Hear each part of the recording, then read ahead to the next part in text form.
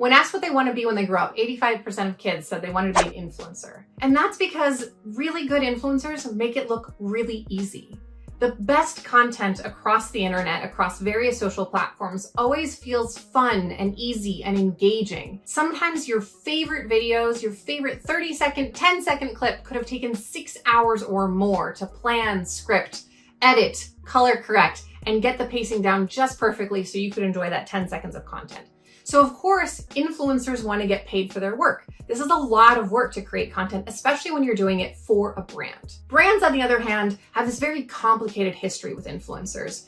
When influencing first started, when social media started growing and people were getting, average people, everyday people, not celebrities, were becoming celebrities by growing their accounts to 50,000, 100,000, a million subscribers or more, brands jumped on this. One of the biggest challenges as a brand is to really connect with your consumers in a meaningful way. What easier way to do that than to connect with the person that has already connected with your target market? So brands started off thinking influencers wouldn't be their perfect, ideal partner. They could stop making all these very, very expensive commercials and instead just hand things over to influencers. This bubble was burst first in the travel industry.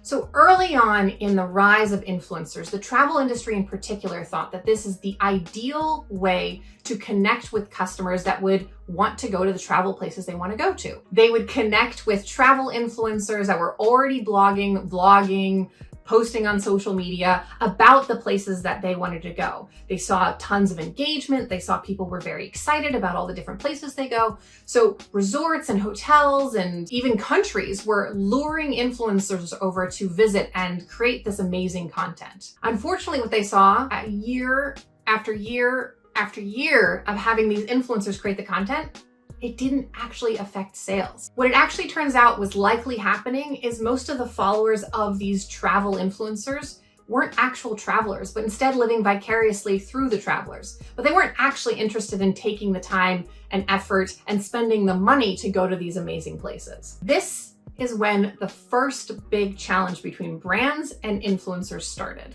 Brands are willing to do anything it takes to get the sales that they need at a cost that's reasonable to them. Influencers want to create great content, build a community, and really engage with their followers. The challenge between these two is that influencers work hard to create their content and expect to get compensated for it, whereas brands want to make sure that anything that they're spending has some sort of return on investment. What happens when influencers get paid or get offered free things and it doesn't convert?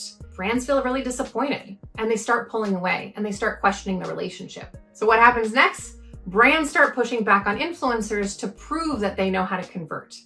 And the thing is with influencing, there's a different art to creating community, high engagement, and actually converting.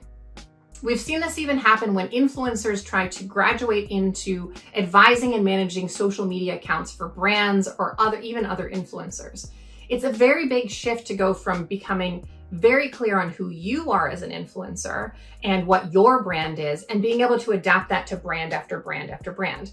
It's also a completely different skill set to know how to sell to your audience, not just engage and create that relationship. The other biggest challenge influencers have is if they have built that genuine community, they put that community and that relationship at risk.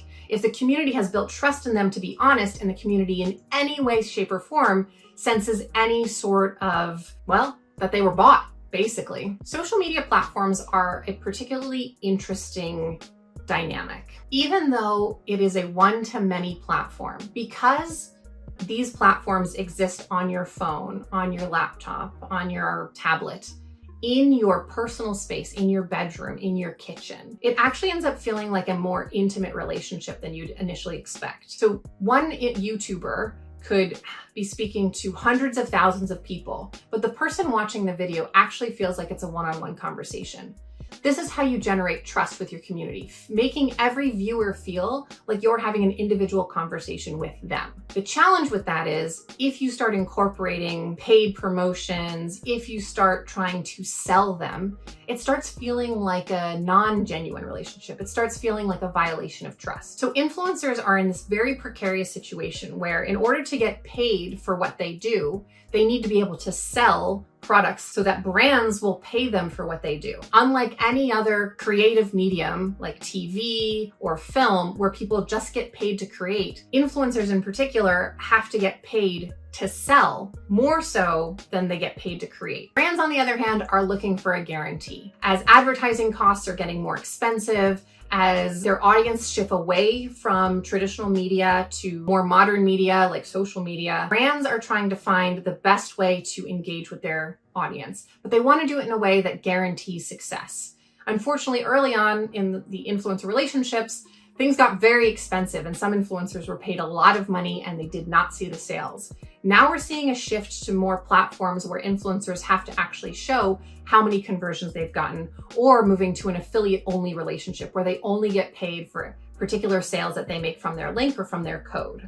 Speaking of this relationship that influencers build with their audience, this is where we're starting to see that shift, that conversation that's happening a lot on social right now about de-influencing versus influencing. At the end of the day, de-influencing isn't really anything unless you stop being on social media. Everything anyone does on social media is somehow influencing other people. This ecosystem of customer, brand, and influencer has created this ongoing dynamic that forces influencers to promote in order to get paid to make a living so that they can attract more brands to pay them, and on and on and on. And so, of course, customers are getting sick of feeling like everyone that they built a relationship with is trying to sell them something. Influencers just want to create the content they love to create, but there's no money in either one of these instances. And unless there's some way to monetize without having to promote, this never ends. But because of this dynamic between customers getting sick of feeling like every influencer is trying to sell them and influencers feeling like they have to sell in order to continue to do what they love to do, the concept of de-influencing came up. Actually, there's one more thing I'm going to say that has influenced the rise of de-influencing. And I think it's as privacy concerns are being raised, as iOS updated, more and more things are moving away from traceability and trackability like we had in the heyday of the internet. I think people are getting more and more aware that they exist as a data point for brands in the ecosystem.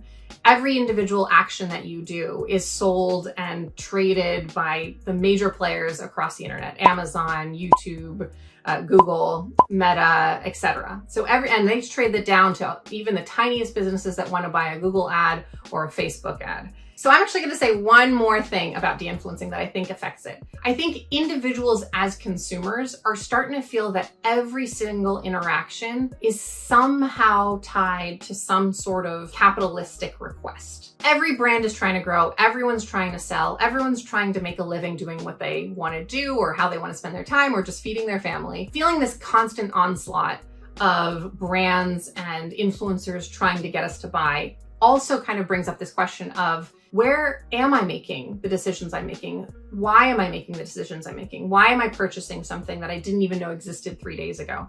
Is it because I really believe in it? Or is it because I've been influenced by someone I've built a relationship with on social media? Is it because an ad really grabbed me? Is it because I'm being manipulated? And I think all of these questions also kind of elevate this conversation of de-influencing, because people don't want to feel like they're being manipulated. People want to feel like they make educated choices on their own. And the thing is, if you go back to the purest form of influencer community relationship, that's exactly what can happen. If you build a relationship with an influencer in the sense of following someone that you believe that you have aligned with on your moral values, your interests, your style, that person does become a trusted resource for you. So as long as the influencers are only talking about brands that they absolutely believe in, that they feel will benefit their community, that relationship still stays intact and is still a very high value relationship. So even though that is technically influencing and selling, by turn getting paid for it, it still respects the relationship, and in that sense doesn't have any requirement to move into de-influencing or this questioning of whether or not this is a valid relationship still, and whether or not that trust has been violated through any sort of manipulation. All of that being said, there is an absolute need for everyone to double check. Influencers in particular have a lot of pressure to keep that trust in that relationship, to understand what they're promoting, what it means, what the brand's values are, what the company's history is, what the validity of the product is. Is it safe? Is it going to actually give the results that you say it will? All of that actually comes on the pressure of the influencer. But if you really want to keep this relationship healthy, each individual member of a community should also be checking their facts and also be validating that the thing that they saw their influencer use is also something that fits with who they are and what they want and what would be a great addition to their life. At the end of the day, promoting, selling, influencing is not a bad thing, especially if it helps you discover the things that add value to your life. Even though there does feel like there's this pressure to de-influence and to not feel like anything made you buy, any influencer made you buy anything, any ad made you buy anything, really, this is just another way of sharing valuable resources to people that we also value. Hey, thanks for watching. If you want to learn more from Dia Creative or any other marketing insights, please make sure to like and subscribe. There's other videos we have to watch, and please ask your marketing questions in the comments. We're always looking for more marketing questions to answer. Oh, and if you're looking for a free deep dive into your business, I am now doing that as well for YouTube. So if you want to get a deep dive into your analytics, your website, your conversion value, your emails, stats, your social media, throw it all my way and happy to dig in for you.